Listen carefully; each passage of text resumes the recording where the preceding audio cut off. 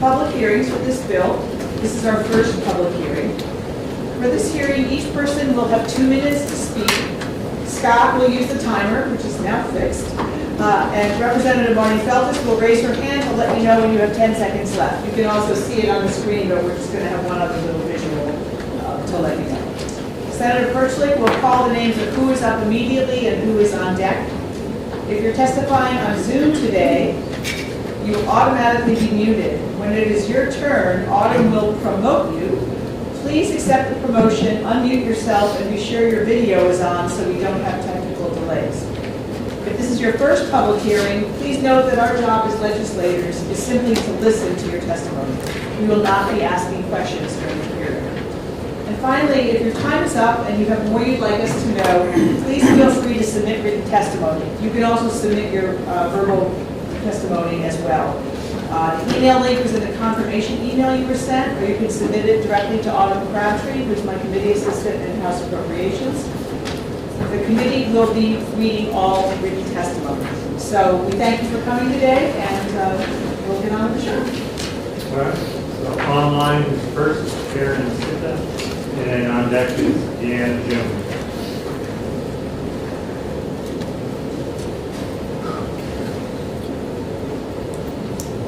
Howdy. Before we begin my 2 minutes, may I ask what was the delay? A technical situation. Because an African American in Vermont, I'm just like, I just work really hard to get on Caucasian time. I was like, what is the abnormality? I was confused. All right, let's begin. Thank you so much. Is my timer on? I want to see it. Yes, it's on. Can I see it? I don't, okay, good. Okay, thank you so much. I'm here once again fighting for Vermonters because I'm just confused why others are not.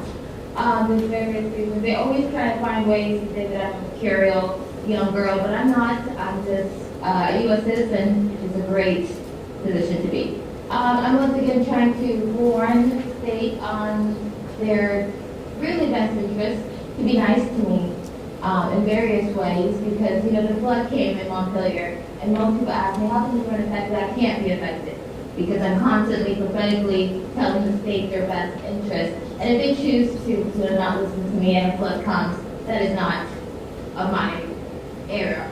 That is something of an act of God.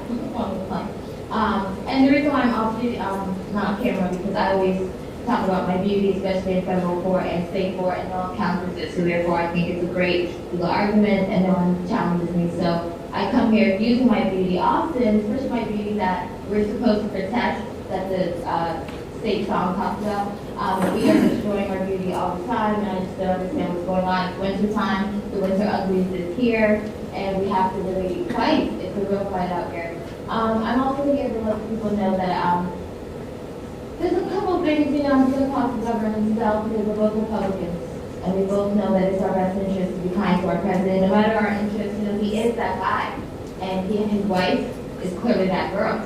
So, there's just some things that we just can't argue. We have to just get over envy and jealousy and ask, go after our needs if we must, because our state is not getting this tax revenues because they have not listened to me and perhaps other people, but to me, preferably. That's why I'm first on mine.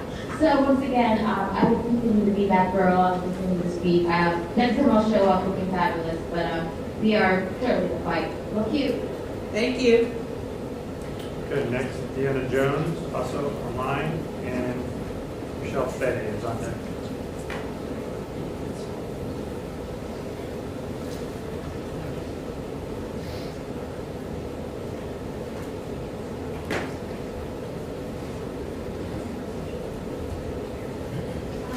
So much. My name is Deanna Jones. I'm the director for the Thompson Senior Center in Woodstock, Vermont.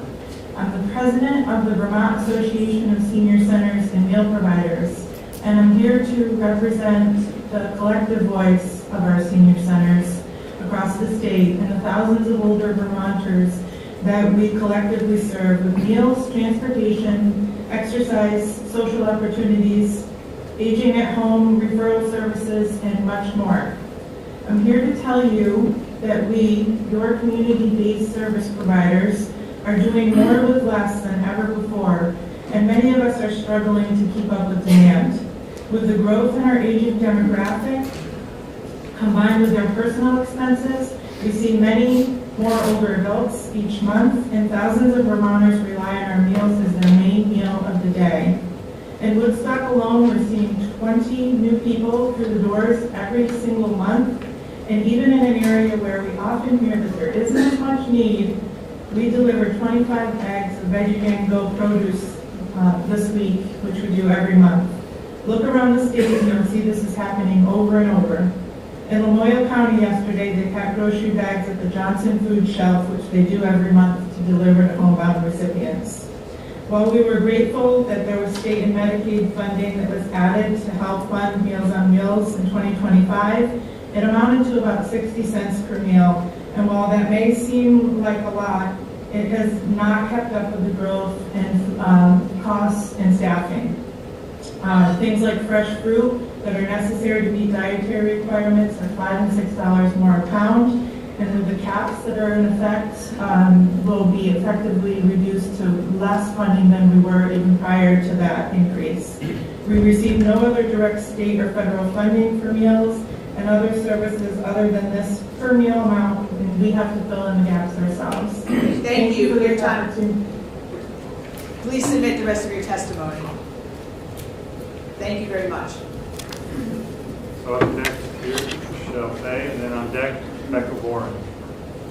Hi, I'm Michelle Fay with Voices for Vermont's Children, and I'm here speaking on behalf of the more than 6,000 kids who depend on Reach Up for their survival.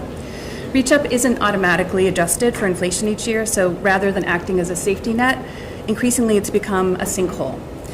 The legislature last increased the benefit 5 years ago to a level that is still less than 40% of what DCF calculates as a bare bones survival budget.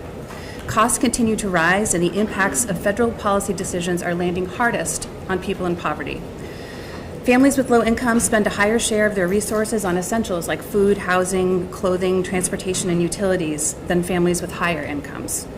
Looking at a household budget for families receiving Reach Up, you will quickly see that the math doesn't add up. Parents have to piece together a patchwork of supports instead of focusing on their long-term financial security and on the needs of their kids. Shortchanging Reach Up drives families into impossible situations and puts them at high risk of homelessness and engagement with family services. The maximum monthly grant for a parent with 2 children is $880, and that includes $268 for housing. Only about a third of Reach Up households live in subsidized housing. More than 100 are in the GA Motel program right now. We will gladly go into this in more detail in policy committees, but research on child poverty is clear. It is detrimental to children's development. It leads to worse educational outcomes, reduced earnings, and poorer health across their lifespan. These impacts make our communities less safe, healthy, and vibrant, and the downstream consequences are extremely costly. It's not in the state's interest to hold thousands of kids in deep poverty, but unless the legislature acts, Reach Up's impact will continue to shrink, serving a smaller share of families in poverty each year and meeting an ever smaller percentage of children's basic needs. Please stop the sinkhole from getting any deeper by increasing the Reach Up appropriation. Thank you. Up next, Becca Warren, and on deck, Jonathan Williams.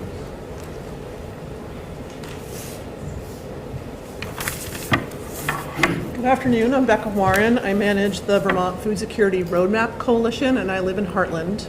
Thank you for the opportunity to testify today about our coalition's budget request, which are part of implementing Vermont's Food Security Roadmap to 2035. Vermont has a long legacy of being a leader in policy that moves us toward food security for all in our state. We are facing new headwinds together, but with your leadership, our collective action can still be successful. The details of our appropriation requests are in my submitted testimony, and our requests weave together strategies that ensure that there is food in Vermont and that everyone in Vermont has food. Our Food Security Coalition is requesting appropriations that maximize federal funding, strategic state investments. No state can replace every federal dollar that is being lost, but Vermont can design policy that ensures the best outcomes for Vermonters at this moment. We ask you to appropriate needed funds to continue administration of SNAP 3 Squares Vermont, to support Vermonters with benefit assistance for their applications, and to ensure our youngest Vermonters have access to nutritious food in places of care. We ask you to fully fund the Land Access and Opportunity Board to use their statutory powers to help food security be achieved for everyone who lives here. Vermont's food security depends on our viable agricultural sector. Our coalition requests appropriations that support local food for Vermonters today, as well as supporting farmers as they face new climate realities and helping us all be ready to respond in food-related emergencies. Again, our appropriation requests are weaving together strategies, Vermont-style strategies, that ensure that there is food and that everyone has food. Our detailed appropriations are in my submitted testimony, and I deeply appreciate the leadership you have shown on food security, and I know that together we can make our reality a food secure Vermont by 2035. Thank you so much for your time. Next, Jonathan Williams. On deck, Cindy Dunn.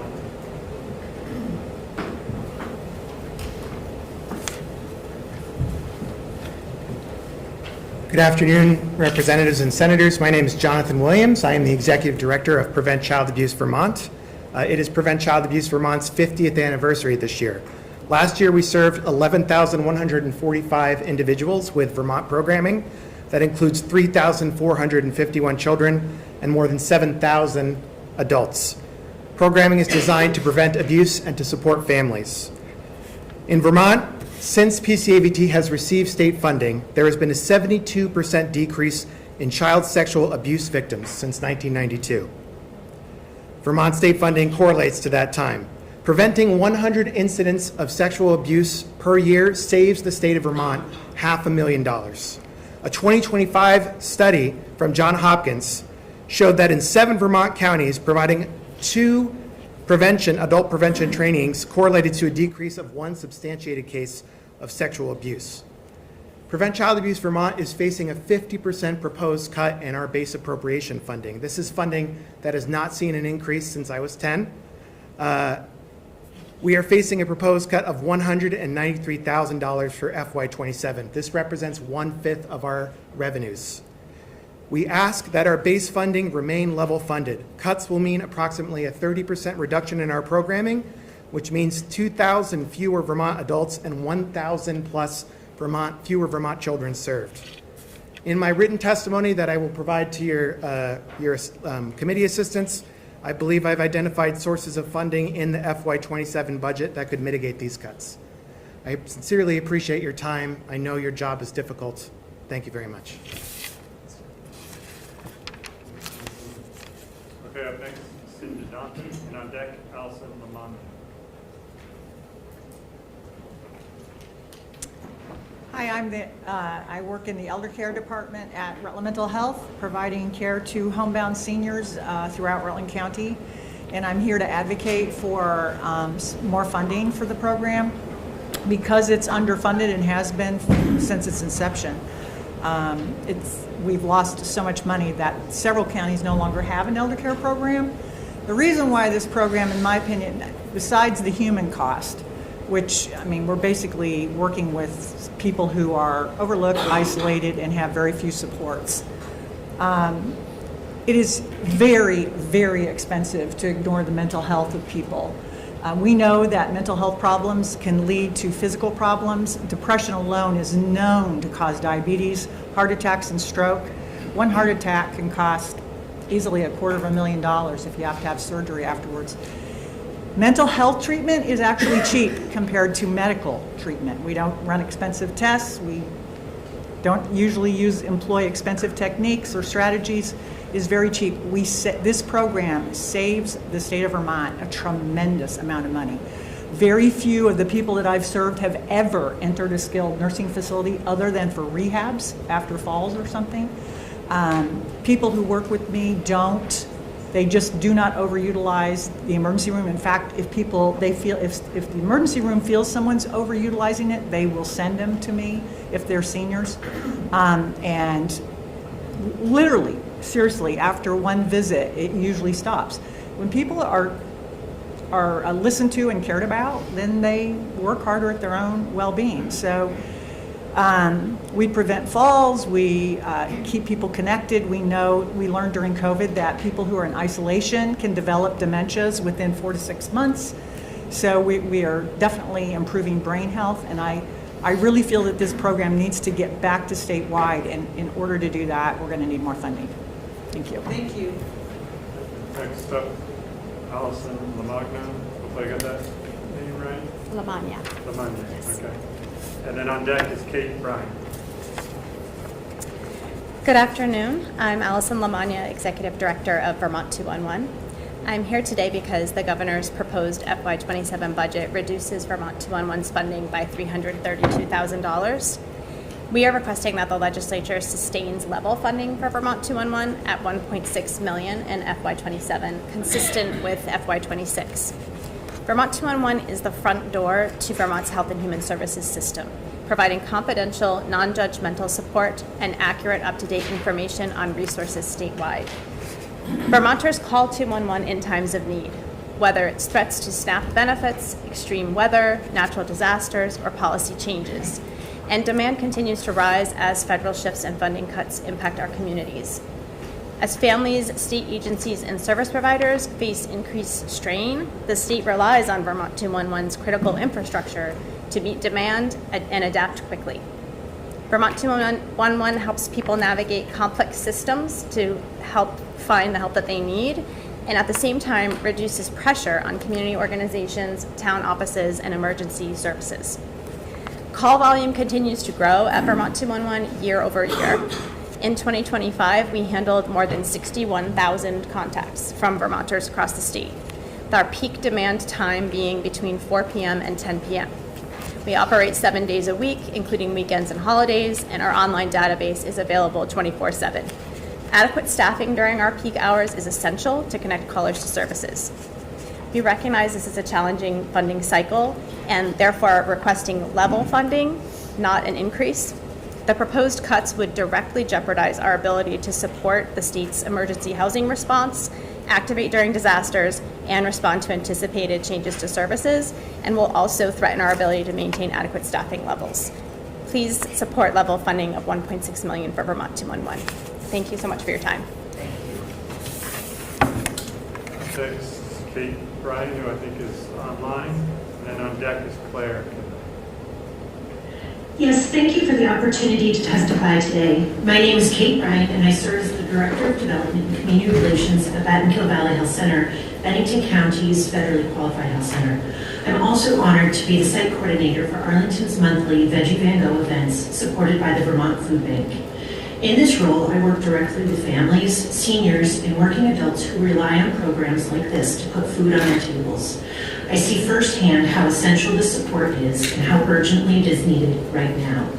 I'm here today to ask you to support the Vermont Food Bank's $5 million fiscal year 27 appropriation request, including $2 million for the local purchases through the Vermonters Feeding Vermonters program. The Vermont Food Bank is not just a distributor of food, it is the backbone of our local hunger relief system. Because of the food bank, community-based programs like Veggie Van Gogh operate efficiently, consistently, and with dignity. Fresh produce arrives on time. Volunteers are supported. Families receive healthy food without barriers or stigma. In my community, demand for food assistance has not eased over the past year, it has grown. We are seeing more working families who are employed full-time but still cannot keep up with the cost of groceries, housing, heating fuel, and childcare. Seniors on fixed incomes are making impossible choices between food and medication. Parents are doing everything they can, and it still isn't enough. What makes this moment especially critical is that the rising need is colliding with rising cost across the entire food system. This is particularly true for locally grown food, the foods our community members value most. Transportation, storage, and procurement costs have all increased. Without adequate state support, the food bank's ability to meet growing demand is at risk just when Vermonters need it most. This appropriation is a smart and effective investment.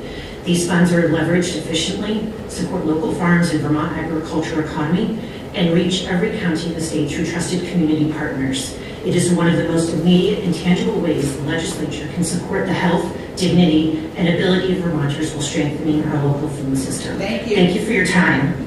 Thank you very much. Good. Up next, Claire Kendall. And then on deck is Eric Covington.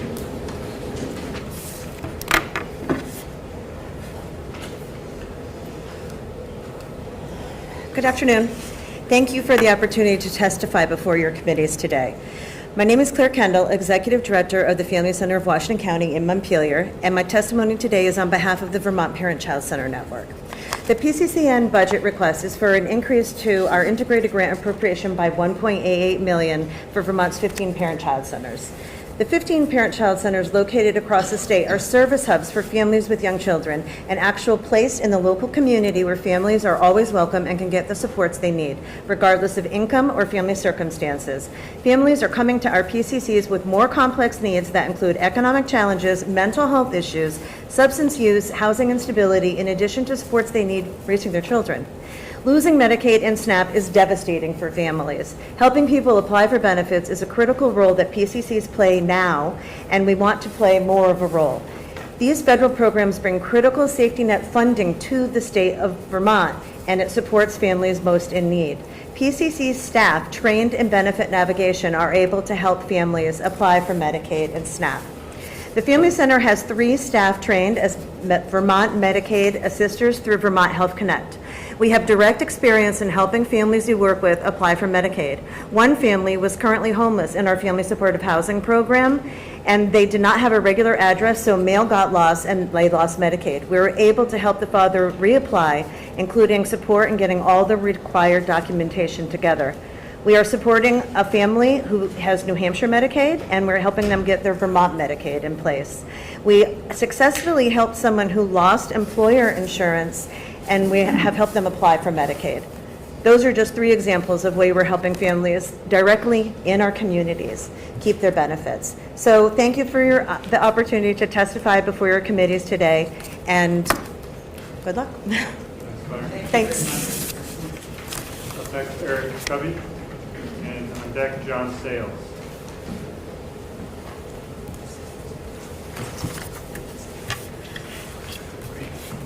Thank you, chairs. Hello, members of the Committees on Appropriations. I'm Eric Covey, Interim Executive Director for VNAs of Vermont, representing 8 local designated home health and hospice agencies. We're asking for a modest 3.5% increase to Medicaid skilled home health rates, estimated at $328,580 gross. 3.5% aligns with the home health market basket average from CMS for 2026, and would bring most Medicaid home health payments to at least 70% of Medicare. As a member of the Long-Term Care Crisis Coalition, we also support the coalition's request for a 3.5% inflationary increase across long-term care services, including choices for care at home delivered by home health and hospice agencies. We perform a critical role, accepting 14% of hospital discharges. Care at home reduces costs and will be critical to Vermont's care transformation efforts. Unfortunately, home health agencies are facing significant fiscal pressures. Nearly every agency has presented an operating loss. Ongoing losses cannot be sustained without putting agencies or services at risk. On January 1, CMS implemented a $1.8 million cut to Vermont home health payments, creating a significant hole for providers that our care system depends on. This follows nearly 10% in permanent cuts over 4 years, and CMS is now implementing temporary reductions to claw back prior payments. The ongoing workforce crisis creates additional strain when rates either don't cover costs of care or don't receive regular inflationary updates. Our modest 3.5% request for Medicaid home health cannot fill a $1.8 million hole, but it is critical to supporting keystone services in our care continuum. Thank you. John Sales, and on deck online is Joanne Lemon.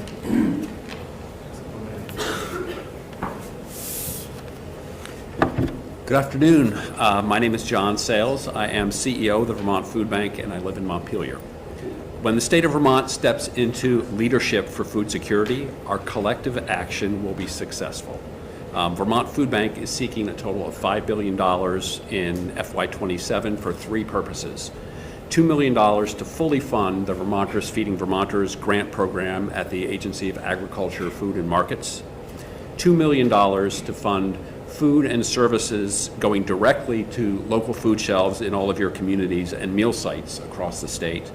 And $1 million to fund responsive readiness to ensure food and water is available during natural and man-made disasters and emergencies.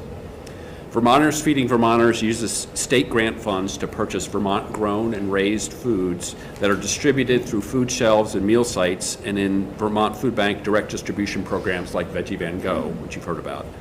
The full $2 million will allow purchases from hundreds of Vermont farms and distribution to tens of thousands of our neighbors. Funding directed to local food shelves and meal sites supports food purchase and distribution costs so that the flow of food can continue at existing levels. Neighbors are visiting more frequently and seeking more food on each visit. This funding gives Vermont families some needed stability in really precarious times. Finally, through Ready Response, the food bank seeks to formalize our relationship with Vermont Emergency Management and ensure that Vermont Food Bank and our community partners are prepared and resourced to address the acute needs for food and water when an emergency or disaster happens. The food bank and local partners have a unique role to play, which requires coordination and sustained funding. So thank you for considering this $5 million request. In a time of many difficult choices, basic human needs must not get lost. Thank you. Okay, online, Joanne May, and on deck is Helen LeBun. Thank you. My name is Joanne LeMay. I live in Castleton, Vermont. I work for Rutland Regional Medical Center on the Community Health Improvement Team, where I am the site coordinator for Veggie Van Go, our food bank distribution partnership with the Vermont Food Bank. I'm here today to ask you, please appropriate $5 million to the Vermont Food Bank, including the full $2 million in funding for the Vermonters Feeding Vermonters program. Have you ever had to go hungry so your kids could eat? Have you ever had to make the decision to pay for fuel or buy food? Have you ever had to pay for your medications instead of buying food? These are only some of the hard choices Vermonters are making and have been making. People from all walks of life show up to the Veggie Van Go each month for the produce to supplement their limited food budgets.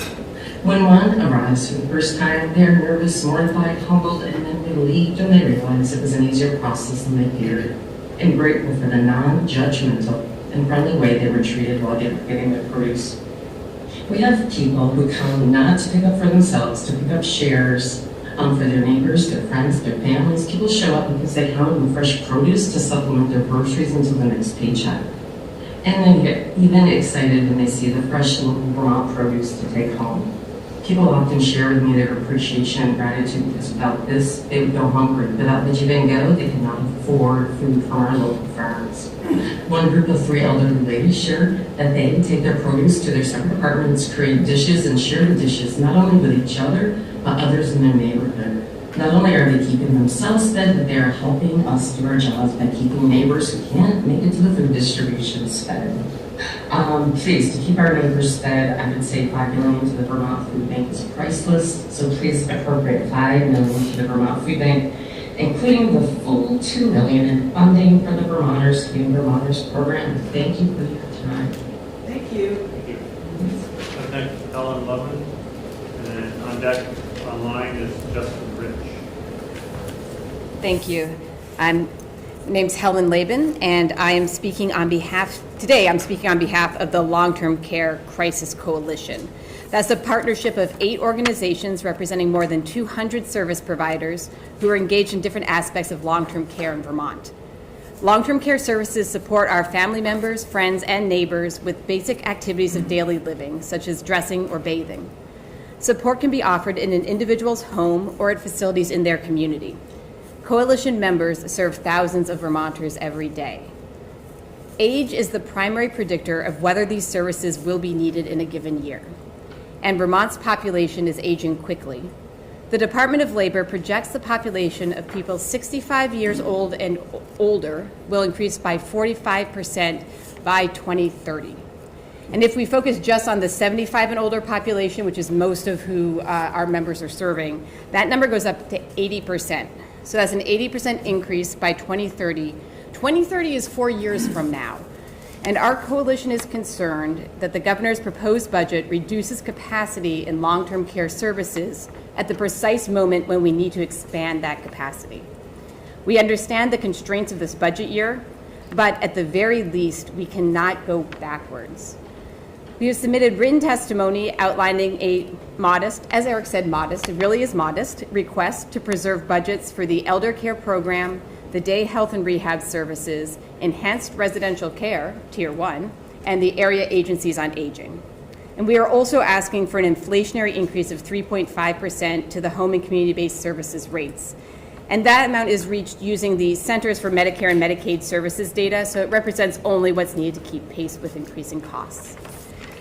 Thank you for recognizing the importance of long-term care in Vermont and considering this budget request. Okay, up next online, Justin Rich, and on deck is Gail Zatz. Hello, my name is Justin Rich, and I own and operate Burnt Rock Farm, a medium-sized certified organic vegetable farm in Huntington, Vermont. I'm also the current president of the Vermont Vegetable and Dairy Growers Association. I want to thank the committee for the opportunity to testify about the importance of adequate funding for the Farm Security Fund as envisioned in S60.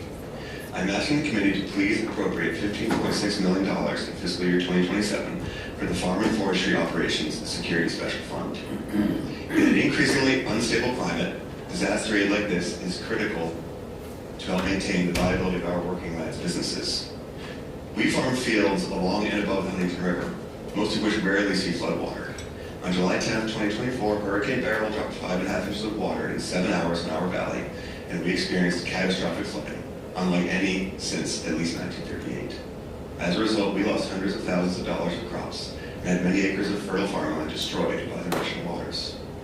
We do carry crop insurance, and that certainly helped, but it was not adequate to cover the losses we experienced. Aid from the state of Vermont's Business Emergency Gap Assistance Program, or BGAP, was absolutely instrumental in helping us recover from that disaster and ensuring that we could afford to clean up and put crops in the ground next spring. The only downside to the BGAP program was that it was not authorized until almost 2 months after the flood, so it was hard to plan. An adequately funded Farm and Forestry Operations Security Special Fund will codify the supports that we received from the ad hoc BGAP program and ensure that similar support can be available for others to rely on in the future. Please appropriate $15.6 million in 2027 for the Farm and Forestry Operations Security Special Fund. Thank you. Thank you. Next, Gail Zatz, and on deck, Brenda Siegel. My name is Gail Zatz, and I represent the AIDS service organizations. For about 27 years, both Virginia Renfrew and I have represented them, and I think that we have come before you 27 times now, asking for some changes in the budget language. We're still trying to figure some things out, but I would like to flag some issues. So first is the budget language. HIV and AIDS service language has resided in section E312. This year, the administration had changed it and put the AIDS service portion of that appropriation in one section and the harm reduction in another. That doesn't work well because some of the funding sources are both for AIDS services and harm reduction. So we'll provide some language to you to help to rectify that. Since the transfer of harm reduction funding to DSU, the funding stream has become extremely inconsistent and not transparent. The ASOs asked me to give a shout out to Aaron at the Department of Health and Nicole at DSU for doing the best they can. However, there are some examples of some serious problems that we are encountering. The ASOs have not received their FY26 general fund appropriation for syringe services programs, and it's now February. In addition, part of the funding for the SSPs was moved into the opioid settlement funds. That was fine, except now the administration has recommended that the FY27 OSF not include the SSP funding because they said that there is a carry forward. However, the ASOs have not received their FY26 SSP funding through that. The ASOs were also awarded a grant of $350,000 through the OSF in FY25. It's now February 2026. They have not received that grant. And finally, the department changed the grant period from a calendar year to a fiscal year.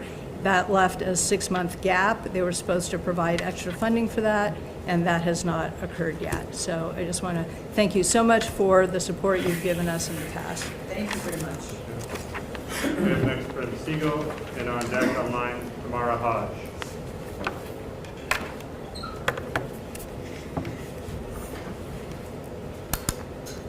For the record, I'm Brenda Siegel, Executive Director of End Homelessness Vermont.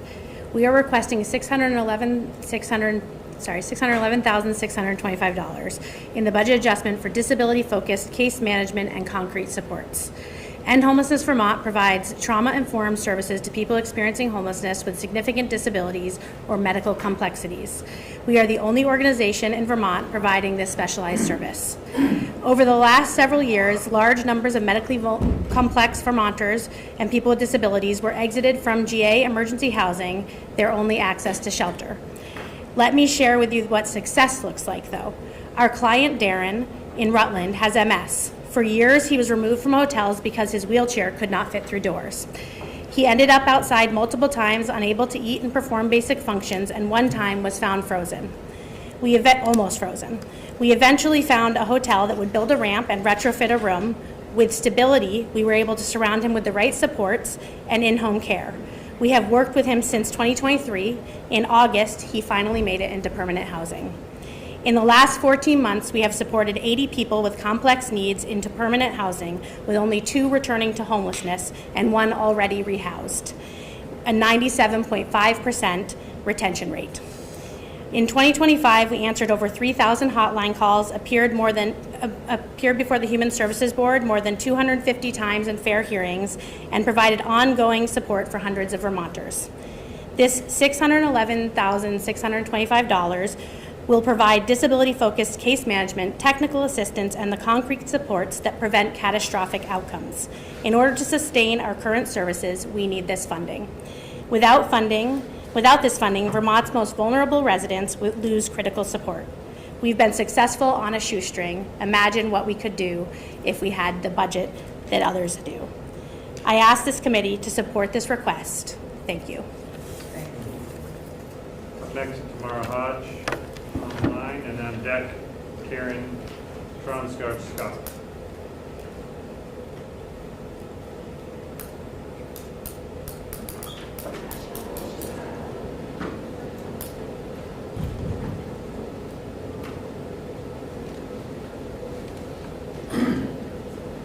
Hi, can everybody hear me okay? Yes, we can. Okay, great. For the record, I am Tamara Hodge. I am the intake coordinator at End Homelessness Vermont, and I provide casework to support people with disabilities in their emergency housing and permanent housing. But as during the BAA, I am here today because I was once a client. End Homelessness Vermont is requesting $611,625 in the budget adjustment for disability-focused case management and concrete supports. This request is critical. There is no one else doing this work, and every single day, I see the success of people living with disabilities finding support that is specific to their needs. I got to where my children and I are permanently housed, and to where I was able to do this career job because of the services of End Homelessness Vermont. I know what it's like to need someone who understands disability barriers, not just homelessness, but the specific ways disability makes everything harder. That's what End Homelessness Vermont provided for me, and that's what I hope to provide others with now. Our outcomes speak for themselves. 80 people with complex needs moved into permanent housing. Only 2 of those returned to homelessness. That's a 97.5% retention rate. We are asking for just enough to sustain our current services and supplement our budget. That is all. This $611,625 will provide the disability-focused case management and concrete supports that prevent people from falling through the cracks. I am living proof that this approach works. Without this funding, others won't get the same chance that I did. I ask the committee to support this request, and thank you so much for your time. Thank you. Thank you. So up next, Karen Tronsgaard-Scott, and on deck is Becky Gagne. Good afternoon. My name is Karen Tronsgaard-Scott, and I'm the co-executive director of the Vermont Network Against Domestic and Sexual Violence. The Vermont Network is our state's leading voice on domestic and sexual violence. Our members are 14 independent, nonprofit organizations that provide advocacy and support to domestic and sexual violence survivors in every town in Vermont. These services are life-saving and life-changing. Our member organizations provide 24/7 crisis response when a survivor's safety is at risk shelter for survivors and their children fleeing violence, and confidential advocacy to help people navigate medical care, legal system, and basic needs. Advocates meet survivors where they are and help them reclaim safety, dignity, and control over their lives. In 2024 alone, our member organizations answered more than 23,000 hotline calls from Vermonters seeking support and provided in-person supports for nearly 8,000 individuals. Despite the impact of this help on the lives of our fellow Vermonters, services have been largely flat-funded through the Vermont Domestic and Sexual Violence Special Fund for nearly 15 years.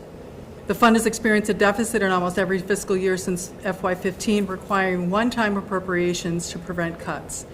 In FY26, the fund is once again facing a shortfall. We have two vital requests for the FY26 state budget. First, we're requesting $450,000 in base funding to level fund domestic and sexual violence direct services for survivors. While we estimate the special fund must eventually support a $5 million annual expense, given the current fiscal climate, this request focuses on maintaining current services. Without fully investing $450,000 for direct services, domestic and sexual violence survivors and their children could lose access to these life-saving services. Second, we request $750,000 to the Department of Children and Families, and I will end there. You can see the rest of it in my written testimony. Thank you very much. Thank you so much. Thank you. Okay, up next Becky Gagne and then Megan Malvo.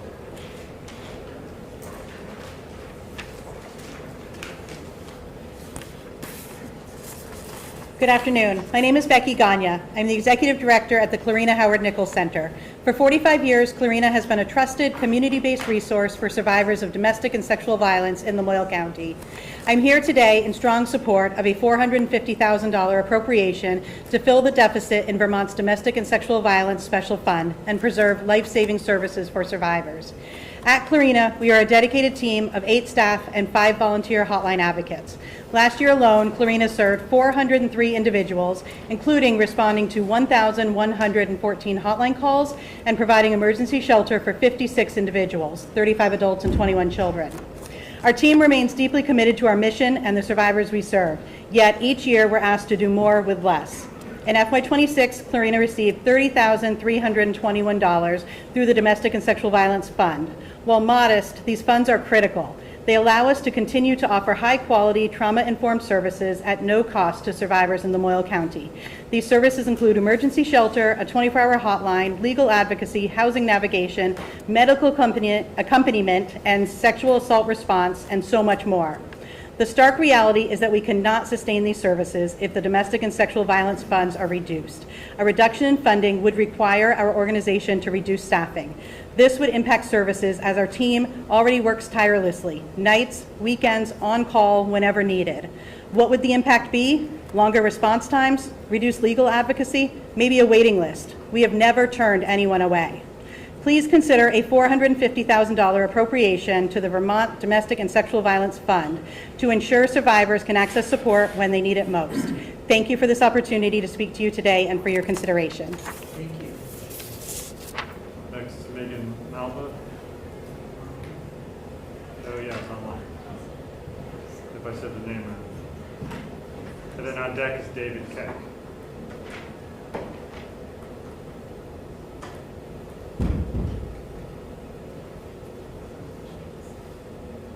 Good afternoon. My name is Megan Malvo, and I'm a licensed clinical social worker at Northwestern Counseling and Support Services. I'm here today to ask that you ensure that the $1.5 million in reach-out funding for designated agencies cut from the governor's proposed budget is reinstated and protected. NCSS has a long-standing successful partnership with reach-out. We currently employ a full-time mental health clinician dedicated to reach-out clients, and we've recently added a reach-out wellness coach. In fiscal year 2025 alone, 63 people were served by our reach-out clinician. This collaboration exists for a simple reason. Mental health and substance use are the leading barriers to employment. The reach-out clinician role was created to meet people where they are, providing screening, assessment, coordination, and treatment planning that directly supports their success in the program. The warm handoff between reach-out case managers and our clinician helps us reach a vulnerable population that is unlikely to seek services on their own. These are adults facing serious socioeconomic barriers, limited income, transportation challenges, child care issues, and without this model, many would fall through the cracks. Let me share one example. A 38-year-old mother of 3 with a history of significant trauma and frequent crises at home simply couldn't maintain a traditional therapy schedule. Because of the Reach Up grant, our clinician had the flexibility to keep checking in, teaching coping skills, and staying engaged until this client could fully participate. Today, she's managing her trauma, parenting more effectively, and showing real compassion for herself while juggling enormous responsibilities. This low barrier program demonstrates preventative, community-based care. It keeps people out of crisis and out of the emergency departments, and it helps them move towards stability and work. I'll close where I started. Please ensure the $1.5 million of Reach Up funding is reinstated and maintained in the governor's budget. This program works, and Vermonters can't afford to lose it. Thank you for your time and thoughtful consideration. Thank you. Up next, David Keck, then on deck, Amanda Andrews. Sorry. It really wants to fall, right? It looks that way. Hi, my name is David Keck. I'm the owner of Stella 14 Wines in Cambridge, Vermont. I farm 2 vineyards in Cambridge, Jeffersonville, and I've produced Vermont wine grown and fermented here since 2020. I'm asking that the committee appropriate $15.6 million to the Farm and Forestry Operations Security Special Fund. In April of 2023, it was 85 degrees. We were on an upward trajectory with wine in the cellar and a tasting room that we had recently opened in Jeffersonville. And then it was 25 degrees that May, and frost hit the vineyard that we lease at Boyden, and we lost 90% of our fruit. Grapes are an uninsurable crop in the state of Vermont. Federal assistance, there's a small amount of insurance that you can get that covers a tiny fraction of the value. What aid did come from the state, Justin spoke about it earlier, the BGAP assistance had a cutoff date that was actually after the frost event. So apple farmers, grape farmers, any fruit farmers affected in the frost of 2023 were unfortunately left out of that and devastated by that frost. So we were forced to take on other employment, close the tasting room, and continue maintaining the vineyard because we wanted to maintain the health of the vineyard, so spraying, pruning, continuing to mow a vineyard that had no fruit on it, which was an odd upside to the fact that it then flooded later that year, and the fact we had no fruit meant that we weren't so concerned about the flooding, but it did affect our vineyard as it was in that floodplain in Jeffersonville. So we've diversified locations since then, adding a vineyard at a higher elevation, but the risk of frost is obviously still present. Viticulture in the wine industry in the state of Vermont is huge, and we've seen press in Food and Wine, New York Times. It continues to be a huge industry that will grow. Right now it's tiny. There's massive amounts of potential here. So please appropriate $15.6 million to this fund so that we can be proactive, not reactive, in supporting Vermont farmers after catastrophic events. Thank you for your time. Up next, Amanda Andrews, and on deck, Kelsey Steff. Online. My name is Amanda Andrews. I'm the owner-operator of Tamarack Hollow Farm, starting my 17th year growing vegetables in Plainfield. I'm a proud member of 4 of the organizations that have come together to advocate for the Farm Security Fund. I want to thank the Appropriations Committee for the opportunity to testify on the fiscal year 2007 budget priorities, and I'm asking the committee to please approve the $15.6 million for the Farm and Forestry Operations Security Special Fund. As my peers have been saying, climate change is an existential threat to small farms, which are not supported by federal crop insurance and disaster programs designed to support large agribusiness. My estimated losses between the heavy rainfall events in 2023 and 2024 was $113,640. I hold NAP insurance, the only USDA program providing some degree of safety net for diversified vegetable producers, and my combined payment for those 2 years of losses was $3,035. The funds I received from my state's BGAP program are what kept my business going. And agricultural businesses are key to keeping our state's economy going. Farmers and foresters steward 20% of Vermont's land base, and the effects of those working lands reach far beyond that 1.2 million acres. Our farms are at the base of Vermont's larger food system, which is home to 20.6% of Vermont's workforce, and our farms and forests are a linchpin of Vermont's tourism economy, which represents another 10% of the state's workforce. I know you have many considerations before you this funding cycle, but by appropriating $15.6 million for the Farm and Forestry Operations Security Special Fund, you are securing the industry providing some 30% of the state's employment. And as income tax is the largest revenue source for the state, an investment in our farms and forests is an investment in the state itself. Thank you for your time and consideration. Up next, Kelsey Staffseth, and then on deck, Elizabeth Seidler.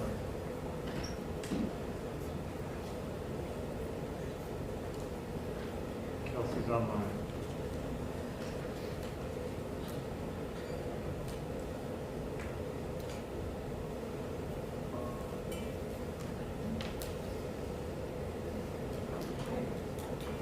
Can everybody hear me now? Yes. Great. Thank you for the opportunity to testify in Vermont's 27 state budget. My name is Kelsey Staffseth, Executive Director of Northeast Kingdom Human Services and Co-President of Vermont Care Partners, representing both the 3-county service area of the Northeast Kingdom and all 14 counties statewide.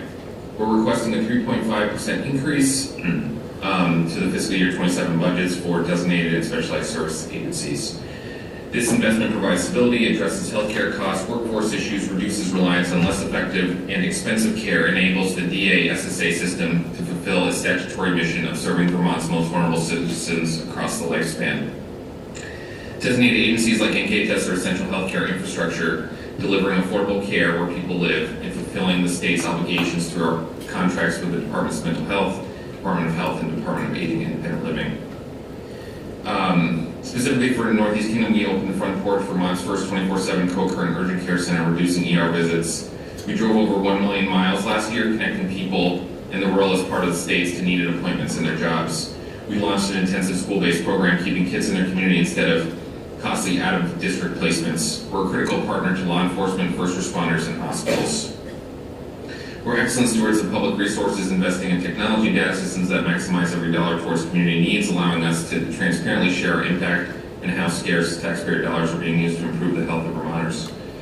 Home community-based services meet Vermonters where they are, alleviating pressure on law enforcement, EMS, and hospitals, and help contain the increasing cost of healthcare and over-reliance on more intensive services. Investments in the past have been effectively utilized to address key needs and allow us to fulfill our mission. A 3.5% budget increase in 27 is essential, not only because it supports Vermonters, but also because it addresses the healthcare and educational affordability crisis. Adequate funding for home and community-based services isn't just good for Vermonters, it's also fiscally responsible. Thank you. Thank you. Next, Elizabeth Seidler, and on deck, Jesse Shayan online. Hi, I'm Beth Seidler. I'm the Executive Director at Washington County Mental Health Services. We support people with developmental disabilities, substance use issues, mental health, similar to what Kelsey was just talking about. Washington County employs over 700 people. We serve 4,000 people in Washington County. Some of these people are people that you know, and any one of us could need the services that we provide here. I'm here today because we're asking for 3.5% Medicaid rate increase for the services that we're providing. That comes to a total of $5.8 million. Our staff show up for people who are in the worst parts of their worst times in their lives. They are needing educational supports, they're needing housing supports, they're in critical condition, and they show up every day and they take care of them and they support them. Again, these are the people who are in our community doing this work. This work is getting harder and harder for us to sustain. More than 80% of our budget goes to staffing. When the funding doesn't keep pace with the rising costs, the impact lands on our workforce, and then that lands on the people who we're trying to support. In the past year, we had to change our insurance rather dramatically, which meant we had to increase the insurance premiums for the people who work for us, and we were only able to give out a 1% increase. As a leader, I can tell you that is a hard act to follow. It's very difficult. But our staff absorbed those changes, they continued to work, they continued this incredible investment that they're making in their jobs. But it's not something that we can continue to keep doing. Again this year, the state has said that our work is essential, and that's true, it is essential. And again this year, the state has not included a cost of living increase for the specialized and designated agencies. So I'm asking you this year to please put in a 3.5% increase for us so that we can consider and continue this work that we're doing. Thank you. Thank you. Online, Jessica Kane, and on deck, Dennis Smith.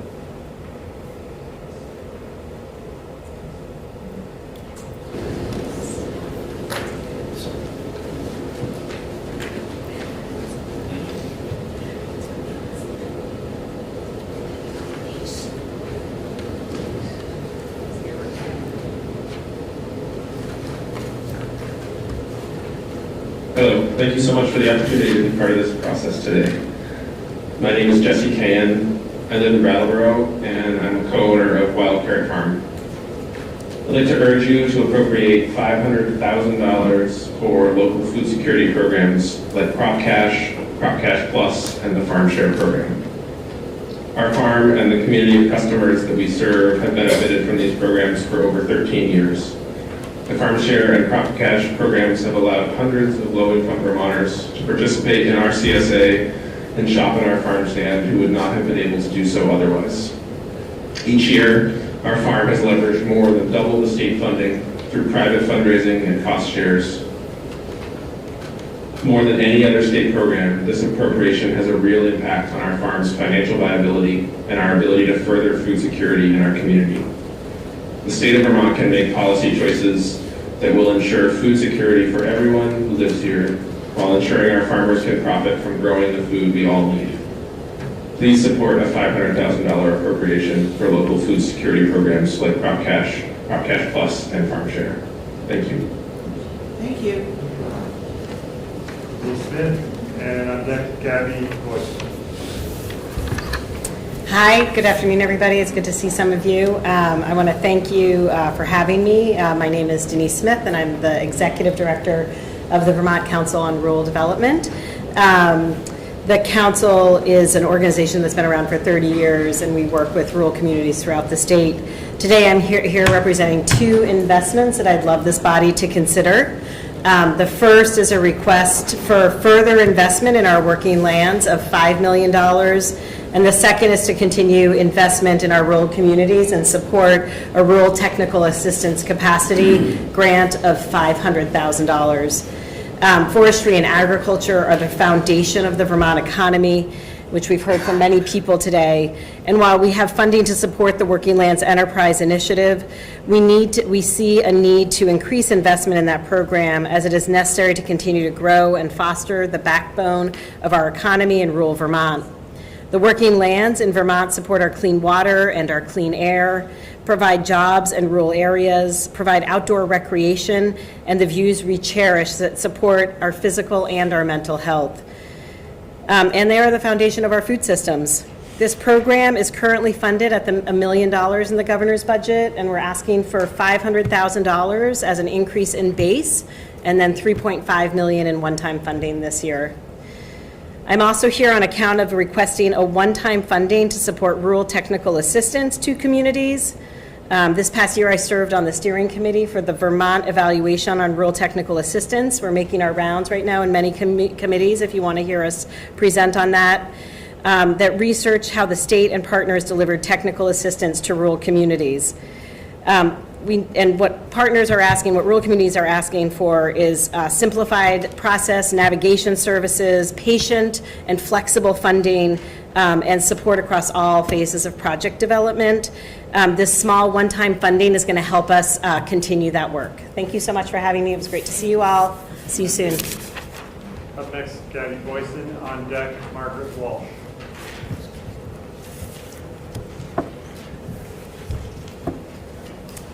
Hi everyone, my name is Gabby Boyson and I live in Burlington. I'm the Food Access Manager at the Interrail Center, and we are a member organization of the Food Security Roadmap Coalition. Through my work at the Interrail Center, I hear stories from families every week who cannot afford to eat the food that they need and deserve. The roadmap shows us how to ensure everyone in Vermont has the food they need. Please support the following budget requests to keep us on the road to food security. To maximize federal funding with strategic state investments, please appropriate an additional $6.3 million to ensure continued state administration of 3 Squares Vermont. Please appropriate $182,000 to incentivize the sponsor organizations of the Child and Adult Care Food Program. Please appropriate $4.95 million to service providing organizations to expand capacity for benefit assisters for SNAP and Medicaid. To support local food security, Vermont farms, and food producers, please fully fund the Land Access and Opportunity Board at $3.2 million. Please appropriate $500,000 to NOFA Vermont to support the Crop Cash Plus, and Farm Share programs. Please appropriate $5 million to the Vermont Food Bank to ensure responsive readiness in emergencies and support food purchase and distribution. Please appropriate $15.6 million for the Farm and Forestry Operations Security Special Fund. And please appropriate $5 million to the Working Lands Enterprise Initiative. When the state of Vermont steps into leadership for food security, our collective action will be successful. Thank you for your time, and thank you to the committee for considering this request. Margaret Walsh, and on deck, Connie Deal online.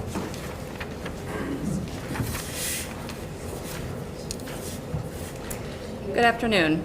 My name is Margaret Walsh, and I'm the Director of the Parent-Child Center at Northwestern Counseling and Support Services. Thank you for the opportunity to speak today on behalf of Vermont's PCC network and the families we serve. The VPCCN budget request is for an increase to the Vermont Parent-Child Center Network's integrated grant appropriation by $1.88 million for Vermont's 15 parent-child centers. Parent-child centers are written into Vermont statute as a statewide coordinated network delivering 8 core services to families with young children. One of those services, access to concrete supports, is foundational to all the others. Concrete supports are defined in statute as community services and resources that address immediate family needs and contribute to long-term well-being. Locally and as a statewide network, we are seeing a clear and measurable increase in need. Requests for PCC-based concrete supports have increased 28% in the past year. At NCSS, funding for concrete supports is used to prevent evictions and utility shutoffs, provide essential clothing, support transportation for children with complex medical needs, and stabilize families before challenges escalate. Research consistently shows that material hardship increases parental stress and negatively impacts early childhood development, while access to concrete supports reduces risk factors for maltreatment and improves long-term outcomes. Our staff are currently supporting a single mother of 3 who lost her housing last fall. Since then, she and her children have experienced homelessness and multiple hotel placements. Throughout this time, our PCC has provided both trusted case management and concrete supports, which help to meet her family's basic needs, reduce stress, and maintain stability during an incredibly uncertain time. For these reasons, I urge you to increase the Parent-Child Centers Network's integrated grant by $1.88 million. Thank you for your time. Okay, online, Connie Deal, and on deck, Autumn Moon.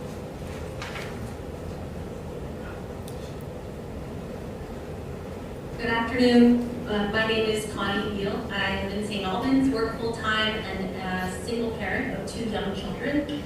I serve as the director of Working Bridges, a shared program of United Way of Northwest Vermont and Green Mountain United Way.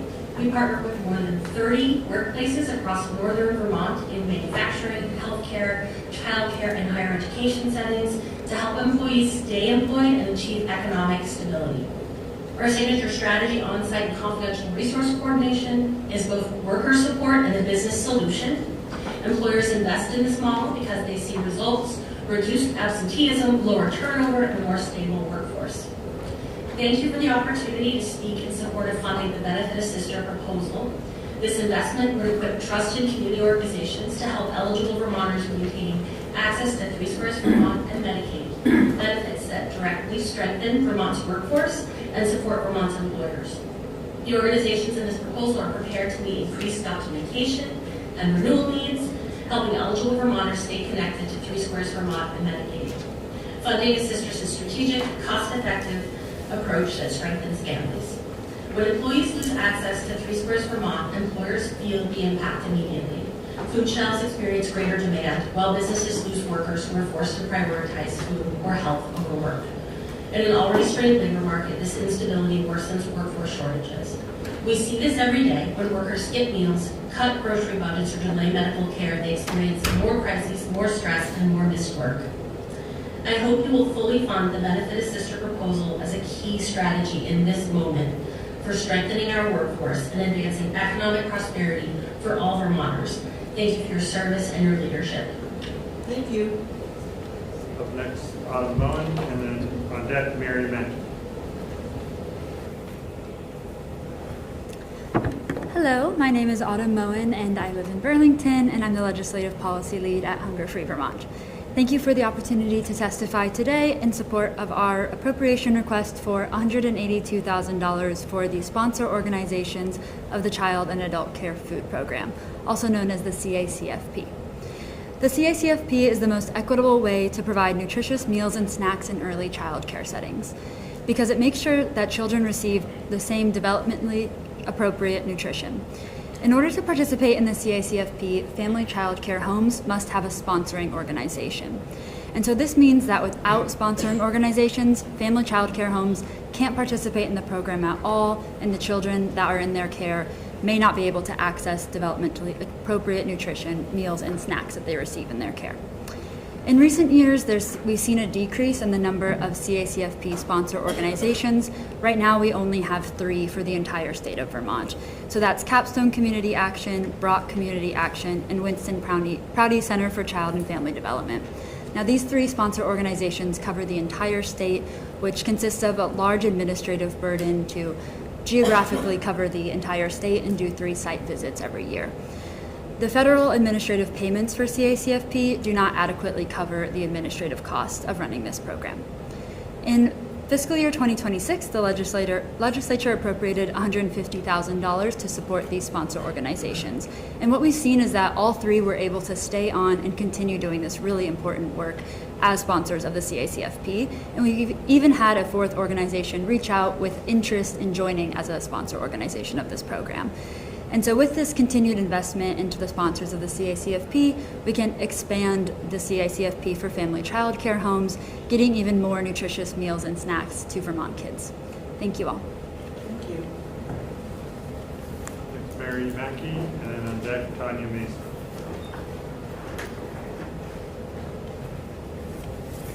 Hi all, my name is Mary and I'm the Director of Advocacy at Mosaic. We work here in Washington County supporting people who have experienced and been affected by sexual harm. I am here in support of a $450,000 appropriation to fill the deficit in Vermont's Domestic and Sexual Violence Special Fund. This request is not abstract for us. Right now, when someone calls, we answer. This funding helps ensure that we can continue to do that 24/7. If these funds are reduced, we will not be able to maintain our current level of service. It would mean fewer advocates to respond to things like rape, trafficking, and child sexual abuse, and limited capacity, limiting how quickly and comprehensively we can meet survivors wherever they need us, whether that be on the helpline, in hospital rooms or police stations, in courtrooms, in coffee shops, and even in classrooms and schools. Pulling back funding will deepen harm across our community. At the national level, funding streams are shrinking, victim protections are eroding, and leaders are appearing in really troubling places. When national systems falter, state leadership matters even more than ever. This appropriation is more than just filling a deficit. It's about affirming that the work that we do is essential.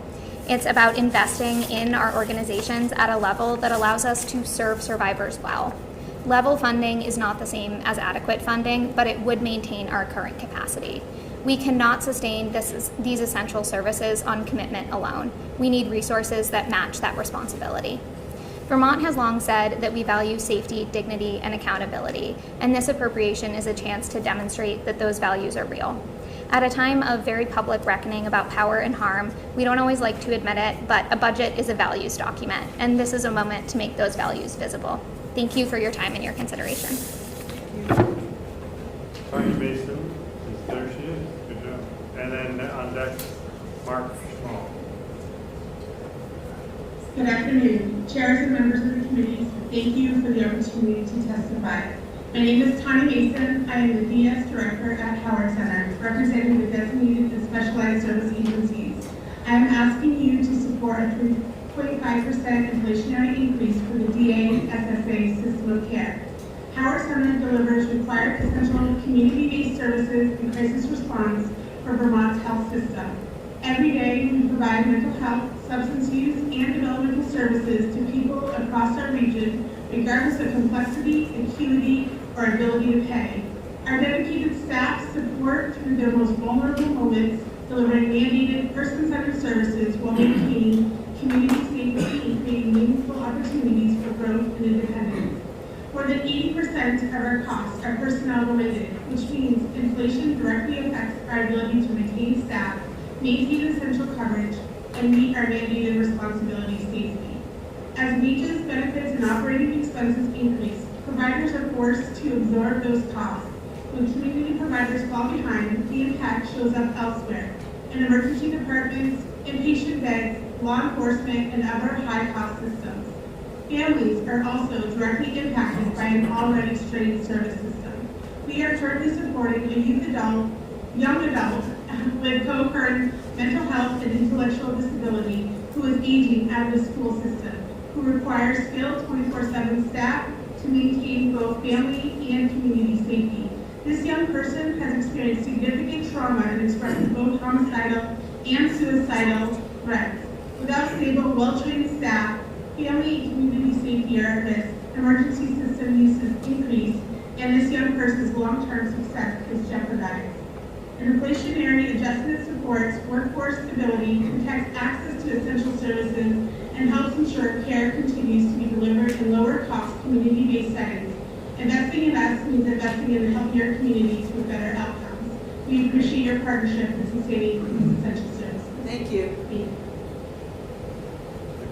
Up next, Mark Schmall, and then on deck, Ellen Anderson, unless Eric Fritz.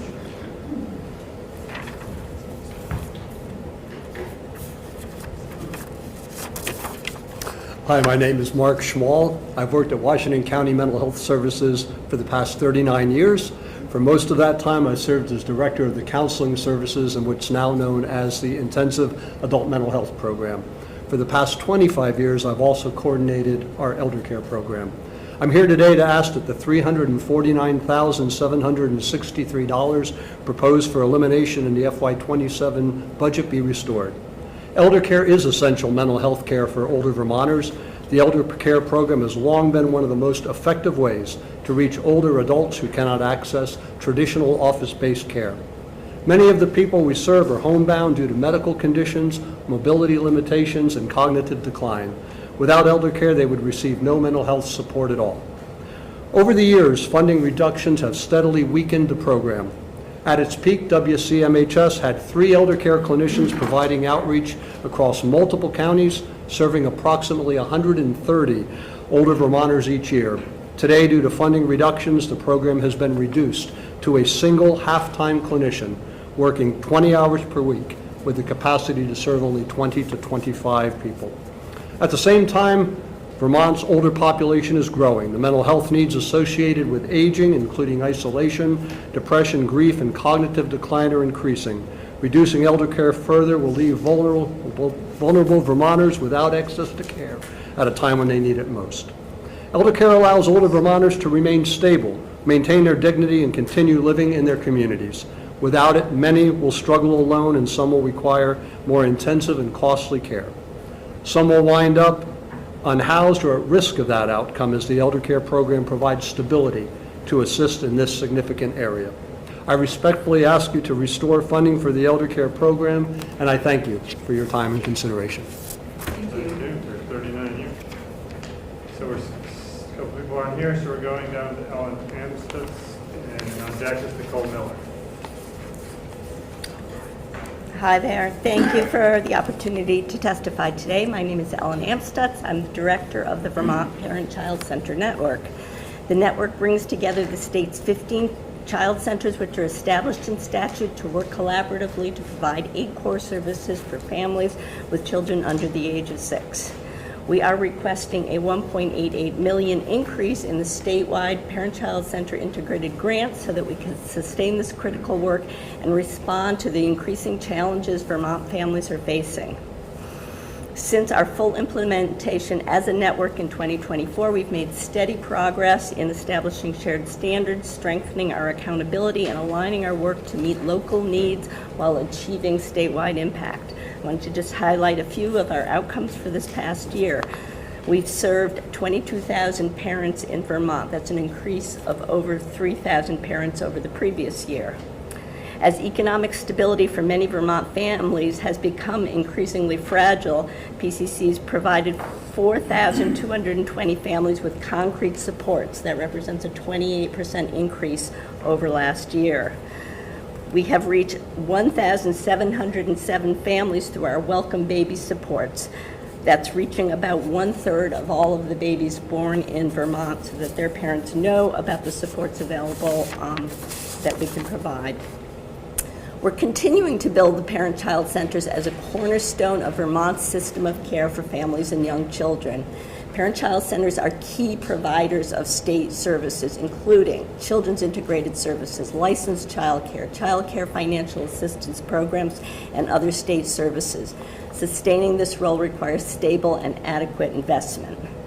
We're asking the legislature to support our full request of $1.88 million to increase the integrated grant so that we can continue to build PCCs as a partner in supporting Vermont's families. Thank you. Thank you very much. Up next, online, Nicole Miller, and on deck, Connor Timmons. Can you all hear me okay? Yep. Yes. Great. Thank you. Good afternoon. My name is Nicole Miller, and I'm the Executive Director of Vermont After School, a nonprofit organization that works to strengthen after-school and summer programs, empower youth, and expand access so that any child or youth in Vermont who wants to attend a program can do so. Thank you so much for the opportunity to speak with you today. I am happy to see that the governor continues to ensure that the after-school and summer special fund is fully funded. I also support the agency's proposed budget language request. I hope that the legislature will ensure that the full allocation continues to go to the after-school and summer special fund as well, demonstrating Vermont's commitment to ensure that all youth in Vermont have access to after-school and summer programming at low or no cost. Additionally, Vermont After School supports the Vermont State Youth Council through a grant agreement with the Vermont Department of Health. The council is currently funded through the Department of Health's federal funding, and given the uncertainty and challenges of federal funding at this time, I wanted to flag that this is a potential challenge as it could change at any time. The FY27 cost for the State Youth Council is about $140,000, which includes youth stipends, mileage reimbursement for themselves to travel to meetings, meeting venues, website fees, and Vermont After School's administrative and technical assistance, such as staff time to coordinate council and committee meetings, logistical support, being a liaison for the council, processing stipend payments, and more. This funding is essential for the council to continue providing a direct avenue for youth to have a voice in policymaking, creating a more inclusive democracy in Vermont. Every year, we see more requests for the council to meet with policymakers and state leadership. However, the council and Vermont After School are both concerned about the instability of federal funds and increasingly about the potential censorship based on federal changes. The council is requesting its appropriation of federal funds be replaced by state funding for FY27. Thank you. Thank you. Next, Connor Timmons, and on deck, Jonas Didek. Good afternoon. Thank you so much for listening to everyone today. My name is Connor Timmons. I'm the Executive Director at Home Share Vermont. I'm seeking your support for the continuation of a $235,000 funding parcel that you folks approved last year. You may recall I was sitting here last year asking for this for our expansion project into the Northeast Kingdom and Windham County, and we're going to talk about that. Just as a recap, Home Share Vermont is a program that matches older Vermonters with older Vermonters with disabilities, or anyone with extra space in their homes with folks looking for an affordable place to live. Guests provide some form of household support like shoveling, transportation, or very often a just-in-case presence in the home in exchange for reduced rent. We run 6 background checks, 3 reference checks, and conduct lengthy interviews for all participants so they can be considered for a match. Critically, our program also provides ongoing support for all participants. Our expansion plans have moved forward at a good pace. We've made progress relatively quickly, just as we expected we'd be able to do. We've onboarded and trained a complement of new case managers from our partner organizations at Windham Windsor Housing Trust and at the Northeast Kingdom Council on Aging. We've conducted dozens of outreach events in our new service areas, and I'm excited to report that participation numbers are stronger than expected, and continue to trend in the right direction. Our model requires, however, that case managers conduct regular check-ins to make sure that all parties are safe and that all arrangements are being honored. That accountability and peace of mind that comes with ongoing support is critical to the success rates we've seen over the last 43 years. of operation. As such, once we've opened an area and begun making matches, we're not in a position to simply close down a region, a town, a county where we have matches actively. Expanding home share services statewide has been suggested by lawmakers for many years and has most recently been singled out as a strategy in the Age Strong plan. And I'll also note that our need will go up as cuts go down or up as well. So we consider this need essential in the next couple of years. Thank you. Joni's there already ready to go. Now let Deck, and last but not least, Donovan Arnold. Hi, my name is Jonas Spivak, and I'm one of 14 commissioners appointed by Governor Scott to serve on the statewide 250th Anniversary Planning Commission. My request may feel a bit out of place as it relates to history and commemorations rather than health or social services, but as many of us in this room will not likely be here for the 300th anniversaries, this is literally a once-in-a-lifetime request. Our commission began work in 2020, and last year was our first of 3 anniversary years. Why 3 years? We had to start in 2025 because that was the 250th anniversary of the capture of Fort Ticonderoga by Vermont's Green Mountain Boys, America's first offensive victory in the American Revolution. This year, of course, is the 250th of the Declaration of Independence, and like the rest of the country, we will be commemorating that anniversary. But everything we did last year and this year is a build-up to Vermont's own signature anniversary year in 2027, which is the 250th anniversary of the founding of the Republic of Vermont, and the key role our state played in the 1777 campaign that was the turning point of the American Revolution. The fact is, we have amazing stories to tell. Our state was born in the crucible of the American Revolutionary War and played a major role. Our story is more diverse than commonly known and can unite us. Finally, we will use these anniversaries to shine a spotlight on these stories and increase civic awareness. Indeed, we need the lessons that history can teach us today, perhaps more than ever. There is an economic reason as well. Beyond the thousands of visitors who will come to these commemorations, it's an opportunity to educate our youth as well as our citizens in general to build and inspire a pride of place that will keep young people and their future families in our state. We respectfully request that an amount of $75,000 be allocated to continue this important work. Thank you very much for your time and consideration. Thank you. Next, Donovan Arnold. That would be it, unless somebody else. Hello everyone, thank you for having me. My name is Donovan Arnold. I'm from Richford and I earned a debt-free associate degree in accounting at CCB through the Free Degree Promise just 1 year after graduating from Richford Senior High School. I'm here today because I am concerned about the part of the governor's budget that would take $15 million out of the Higher Education Trust Fund to help pay for a new facility at UVM. The building itself might be great, but using this fund to pay for it is a problem. The Higher Ed Trust Fund is meant to help low-income Vermonters to go to college by giving non-loan aid. That same $15 million could permanently fund the Free Degree Promise year over year, giving younger students a chance to have a fast-track free associate degree at CCB like I did. For me, this matters because by 10th grade, I had taken most of the math classes offered to me at my high school, and through the Free Degree Promise, I was able to earn a bookkeeping certificate and to do an internship with the finance team at my local health center before graduating high school. Last spring, I earned my associate degree in accounting without taking on any debt. The Free Degree Promise creates opportunities for students who might not be able to afford college, and it builds youth talent that employers need. I encourage you to use the Higher Ed Trust Fund to make the Free Degree Promise permanent. This program has tripled the number of low-income students in accelerated pathways at CCB, and many go to UVM in Vermont Technical University and get the associate degree. The whole program only costs about $750,000 a year, and I think this is a better bet than a building. Thank you for having me again. Thank you very much. All right, everybody, that is the last that we have. Thank you all who are still here for hanging out and for participating. Our next public hearing is next Thursday, the 19th, from 5 to 6:30 here in the same room. So let's go off live, please.